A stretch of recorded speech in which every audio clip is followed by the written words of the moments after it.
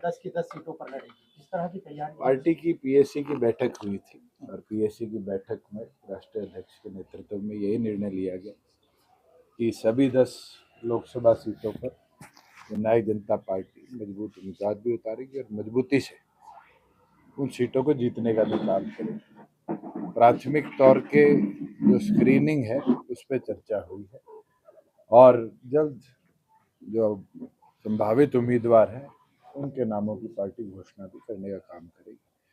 मेरा ये मानना है कि जिस तरह के प्रदेश के हालात, प्रदेश की परिस्थिति को देखते हुए लोग बढ़ चढ़कर वोट भी डालेंगे और पार्टी के कार्यकर्ता जो भी जिम्मेवारी लेकर मैदान में उतरेंगे उनको जिताने का।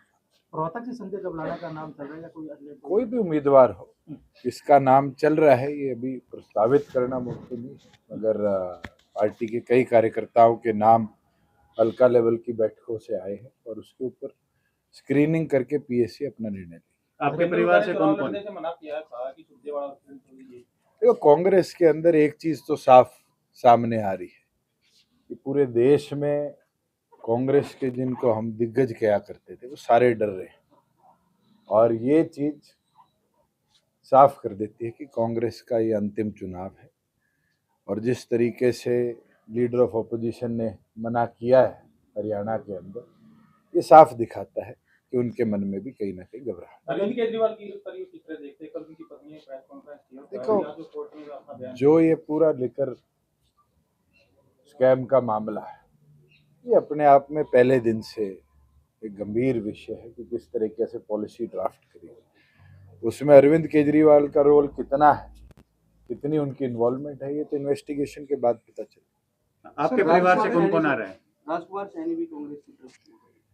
कौन चुनाव लड़ेगा हाँ जी, तो पार्टी का नेतृत्व तय करेगा, मगर मैं ये जरूर बोल सकता हूँ कि जिसको भी जिम्मेवारी मिलेगी कोई पीछे नहीं हटेगा। चाहे मेरे को आपने ये कहा था कि रोहतक की सीट गठबंधन में आपके खाते में आ रही थी, जब आपने मना कर दिया तो क्या इसको ये ना माना जाए अब तो आप किसी कार्यकर्ता को भेंट चढ़ा रहे हो दीपेंद्र हुड्डा के सामने? यदि गठबंधन में मिल रही थी तब आप संजय कबराना को दे सकते थे या किसी और को दे सकते थे। मैं आपको एक चीज स्पष्ट कह देता हूँ कि अगर अलायंस में भी आती तो भी लड़ना पड़ता, आज भी लड़ना पड़ रहा है। क्या पार्टी पीछे हट रही है? और फायदा नुकसान की राजनीति ना चौधरी देवीलाल जी ने करी ना हमने करी।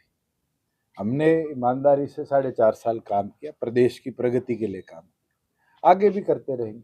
और एक विषय जो बारी बारी कई प्रेस के साथी कहते हैं और ऑपोजिशन के साथी भी कहते हैं कि आप किसी को मैदान में उतारेंगे, वो किसी को बेनिफिट करेगा, किसी को नुकसान करेगा। पॉलिटिक्स कभी फायदे नुकसान की नहीं। हमारा कैडर है, प्रदीप देसवाल चुनाव लड़े थे पिछली बार और उस समय 22,000 वोट रोहतक लोकसभा में आए थे। दिग्विजय सिंह लड़े थे सोनीपत में 60,000 आए थे, मैं लड़ा था 3.25 लाख आए। कुल मिला के 7 लाख से कम 10 सीटों पर हमारे वोट आए थे।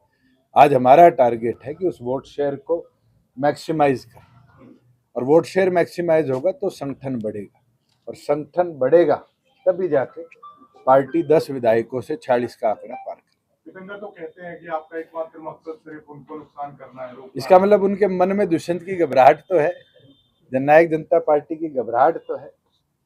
ये दिखाती है कि वो मैदान छोड़ने को पहले ही तैयार है।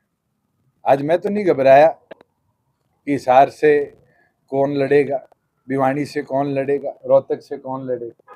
ये तो चुनावी रण है, इसके अंदर जो भी सामने होगा मजबूत जीतेगा, जो मजबूत नहीं है वो रह जाएगा।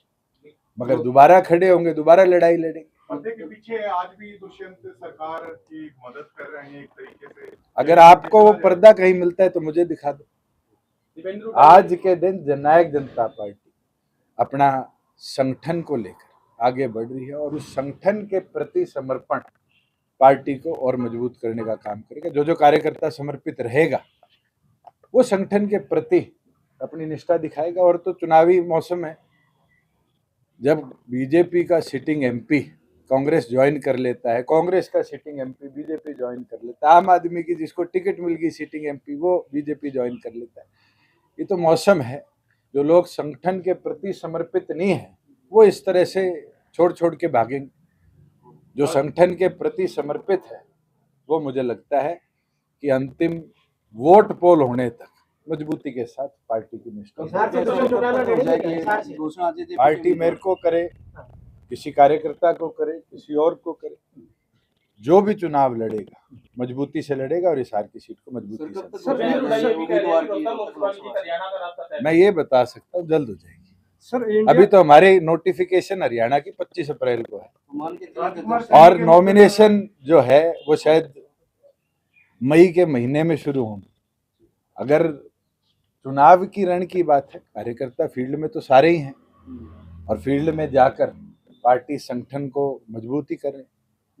उम्मीदवार के मैदान में आने से जरूरी है कार्यकर्ताओं की एक्टिविटी और कार्यकर्ता अपना काम करें। राजपाल सैनी के मुद्दे पर कुछ बोलिए सर, हम उम्मीद करते हैं आप ज्यादा बोलेंगे, चुनाव में भी बुलाएंगे, अभी बोल नहीं रहे हैं आप इतना। मेरे को बोलने की जरूरत नहीं, मेरे को लगता है आपके भी मन में जो हुआ है उसकी टीस है और आम जन के भी, और इससे ज्यादा मेरे को लगता है उस पर टिप्पणी ना करूं तो बेहतर है। दुष्यंत जी, अब बड़े चौटाला का आपके प्रति में थोड़ा सा स्नेह बहुत ज्यादा दिखाई दे रहा है, आपने भी कुछ कहा है, तो क्या अब ऐसा नहीं लगता है स्नेह कि- हमारा कभी खत्म नहीं हुआ। ऐसा नहीं लगता परिवार है के चुनाव- बड़े हैं और राजनीतिक तौर पर मैं हमेशा कहता है कि उनने अपना आशीर्वाद दे के ही पार्टी से निकाला होगा कि हमने एक शुरुआत की मजबूती से की। और चौधरी अजय सिंह चौटाला जी ने हमेशा बोला है परिवार के बड़े हैं। नहीं, अब चुनाव है, जैसे अब समझो देखो परिवार आगे बढ़ सकता है। हाँ, चलो परिवार- मैं इतने शब्दों में आपको कह दिया। भूपेंद्र हुड्डा ये भी कह रहे हैं कि रोहतक लोकसभा की हरियाणा का रास्ता तय करेगी। कैसा देखता